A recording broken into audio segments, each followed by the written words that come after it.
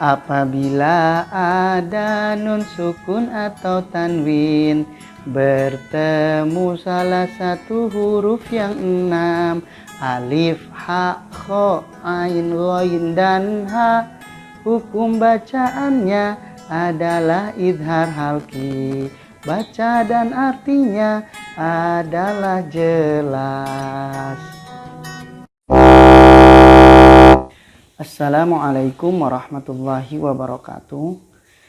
Teman-teman sekalian, kali ini kita akan sama-sama belajar tentang ilmu tajwid, yaitu tentang hukum nun sukun atau tanwin. Di dalam hukum nun sukun atau tanwin ada beberapa hukum bacaan yang akan sama-sama kita pelajari hari ini, yaitu hukum bacaan idhar halki. Seperti apa hukum bacaan idhar halki? Perhatikan contoh berikut ini. Contoh pertama ada di surat Al-Fatihah ayat ke-7. Siratal ladzina an'amta 'alaihim. An'amta 'alaihim. Contoh kedua ada di surat At-Tin ayat ke-6. Illal ladzina amanu wa 'amilus solihati falahum ajrun ghairu mamnun. Ajrun ghairu mamnun. Dari kedua contoh yang tadi sudah dibacakan, yaitu ada nun sukun bertemu dengan ain, an-a. Dan contoh yang kedua yaitu tanwin atau dommatain bertemu dengan ghain, ajrun ghairu mamnun.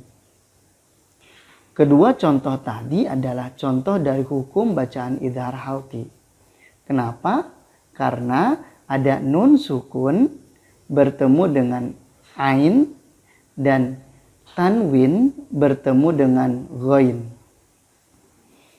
Ada berapa huruf idhar halki? Huruf idhar halki itu ada 6. Yang pertama alif, ha, kho, ain, ghain, dan ha. Itu huruf idhar halki. Jadi apa pengertian dari idhar halki? Yaitu apabila ada nun sukun atau tanwin bertemu dengan salah satu huruf dari idhar halki. Yang 6 yaitu alif, ha, kho, ain, ghain, dan ha. Maka hukum bacaannya adalah idhar halki. Bagaimana cara membaca hukum bacaan idhar halki? Kita kembali ke contoh. Contoh yang pertama, an'amta 'alaihim. Contoh yang kedua, ajrun ghairu mamnun. Nun sukun dan tanwin itu dibaca jelas. Jadi cara membacanya adalah dibaca jelas. Nun sukun atau tanwinnya dibaca jelas. Apa arti idhar? Idhar artinya jelas. Halki artinya tenggorokan. Karena huruf idhar halki keluar dari tenggorokan. Teman-teman sekalian, sampai di sini kalian sudah paham hukum bacaan idhar halki. Jadi, kalau kalian mau menemukan hukum bacaan idhar halki di dalam Al-Quran, maka yang pertama kali kalian harus temukan adalah nun sukun atau tanwin. Kemudian setelah itu nun sukun atau tanwin bertemu dengan salah satu huruf idhar yang jumlahnya ada 6.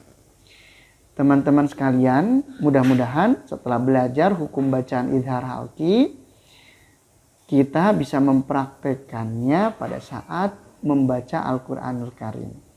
Itu saja pembelajaran kita saat ini. Mr. Akhiri, wabillahi taufiq wal hidayah. Wassalamualaikum warahmatullahi wabarakatuh.